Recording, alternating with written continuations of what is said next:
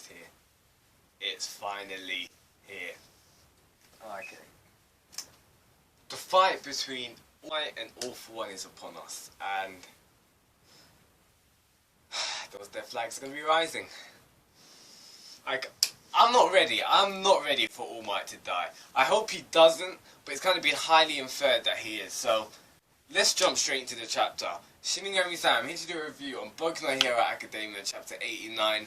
Beautiful chapter, as usual. I'm just so hyped. I'm honestly so freaking hyped because of the things that are happening right now.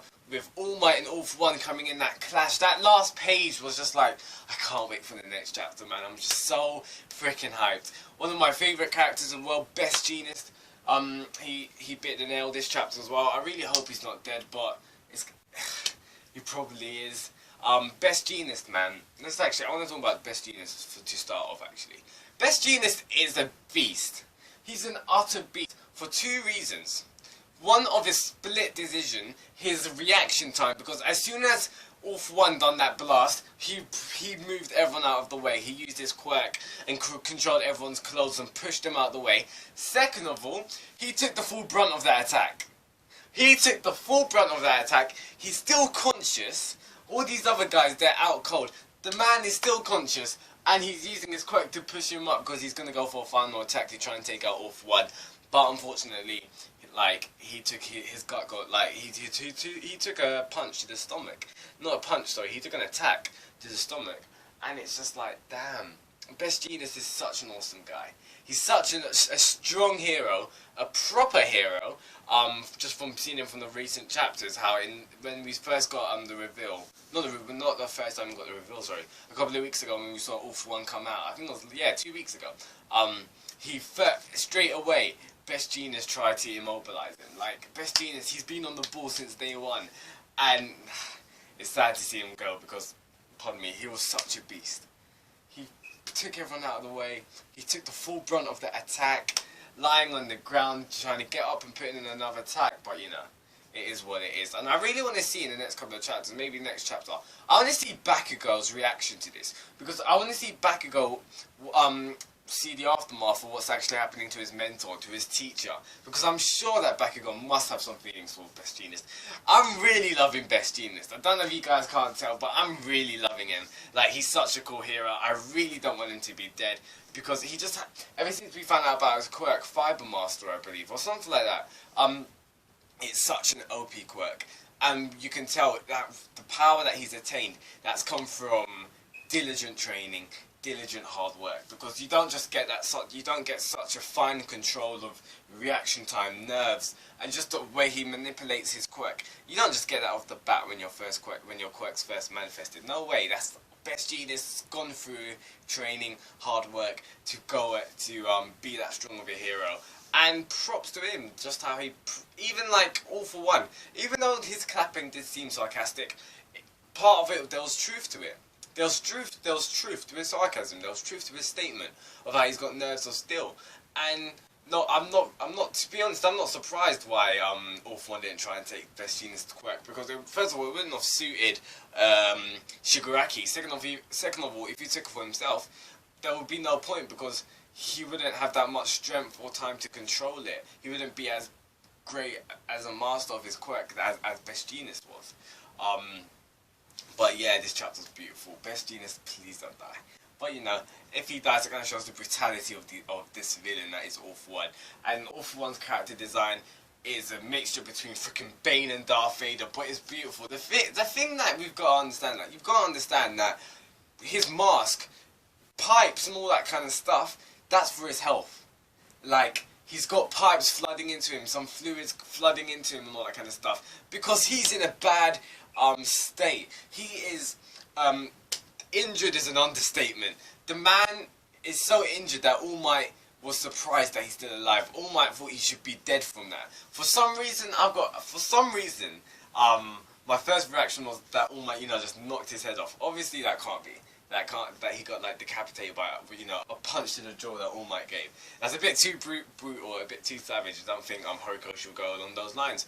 But I just don't know what attack or how injured All For One could have been that All Might is surprised he's alive. Like, First of All Might's injuries. He got his gut taken out. His whole respiratory system was just destroyed by All For One. And if All Might is still alive by that, imagine the magnitude of how seriously damaged All For One is.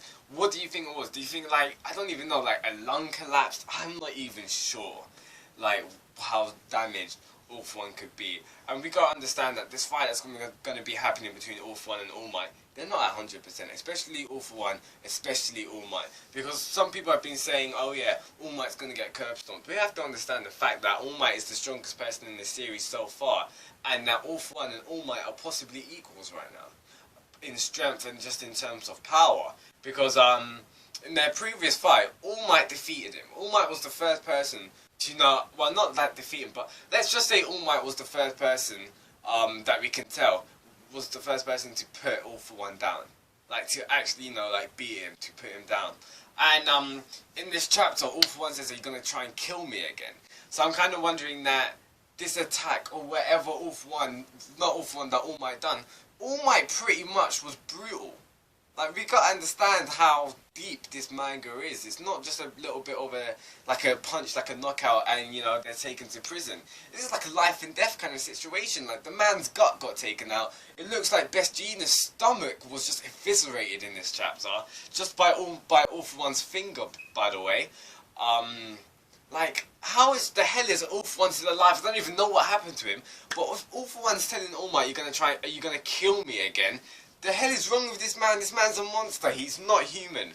Like, I know he's been alive for 6 generations. The amount of quirks he's stockpiled up is phenomenal. And the thing is, he's not strong because of the amount of quirks. His base power is still high. His base power is still at All Might's level, because All Might comes in flying down, probably like, he's got speed on his side, he's got that power on his side, especially like, velocity and gravity on his side, and All For One stops it with both hands, knowing that All Might's going in like both hands, so he's not doing one punch, because we always see All Might do one punch. So both hands, he's putting all his strength into it, and All For One stops it. So I'm going to assume that this fight, I don't think it's going to be a 50-50% fight. I feel like All For One is going to slightly be on the advantage.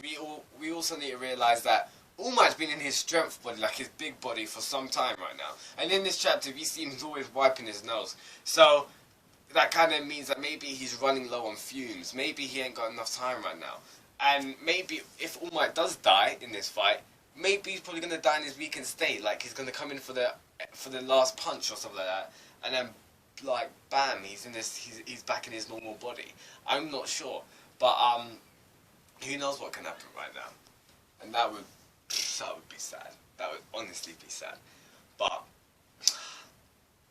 it is what it is. Either way, this chapter was beautiful, and there's so much things to talk about in this chapter, man. Like, let's step aside from All Might and All For One for now, and let's go into Ida and Deku now. Now, I don't know if that's a death flag for Ida, or if that's just Horikoshi kind of telling us that something bad's gonna happen to Ida, because we're seeing Ida's monologue, and he's just like, I will protect you all.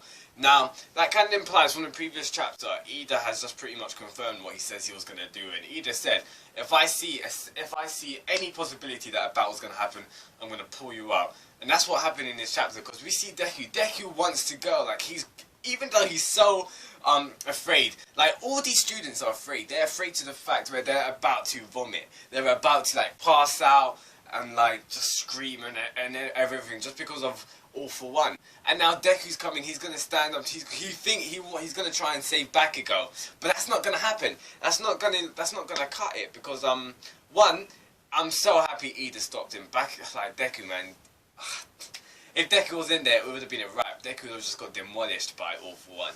He would have gotten killed. He would have gotten killed. There's no doubt about it. But like, I'm hoping Ida's monologue, when he says, I will protect you all, I'm hoping that implies why he's going to keep them there. I don't want Ida to go into the fray, because it kind of seemed like it could have been inferred by 2 different interpretations of Ida going out to try and take Bakugou, or Ida stopping them from going out. So all in all, we'll just have to see what happens in the next couple of chapters. And now with All For One and Shigaraki, here's where it gets interesting. In my opinion, I think this is the most interesting part of the chapter, because it has a lot of speculation. Again, it's kind of implying a lot to Shigaraki's backstory, and then overall, just the depth of these two characters. Because you need, if you analyze the word choice, I've just realized, even from the start, from as soon as Sensei was kind of, what's the word? As soon as he got revealed in the series, when he was just that computer screen, you need to realize and just look back on the way Sensei, all for one, talks to Shigaraki, and it's not, it is of that of a student, but it's very similar to the way All Might talks to Deku. Now, this is obviously parallels just from, like, you know, the symbol of peace, and you can say the symbol of evil, but it goes deeper than that, because the way All for One speaks to Shigaraki is the way a father speaks to a son. Because all these times when Shigaraki fails, because I look back on the previous chapters as well, Sensei, All for One's always just like, that's alright, you'll have another time to grow, just learn from this experience. Like, All for One's not only just encouraging him, he's not only sympathizing with him, he's kind of empathizing with him. He's kind of showing empathy towards Shigaraki, and the way Shigaraki looks up to All for One, it's obviously in like a contorted version of a father, but it's more than that of a student and a pupil. Sorry, a student and a teacher. And that's kind of, in a way, it's really deep to like just analyze it like that, because first of all, it shows you what it makes you think. What are All for One's aims? Is it just to, you know, build up Shigaraki so that he can be the next me? Because what did All for One say? All for One said that that child was born in a warped enough world to be me, or to be the next me, or something like that. So first of all, that implies a bit of All for One's backstory, that he was brought up in a warped like society, or warped family, domestic sphere. Also, he says the next me. So what does that mean? Does that mean that he wants to build up Shigaraki like with the same ethos, like the same beliefs, or literally be the next me, like, or be on some kind of body swap kind of thing, just to prolong his life? But I don't think that's what's gonna happen, because it's kind of been implied. All Might said it, that All for One might have like a time, like, not a time, sorry, like an age nullification quirk. So it kind of seems that All for One is, you know, he's not immortal, but maybe prolonged span of life. But I'm beginning to think that's kind of void. Like, he's not working as much because of just due to how bad he was put in a state by All Might and Shimura in that last battle. So maybe him with so much effort to building up Shigaraki is literally so he can have another body.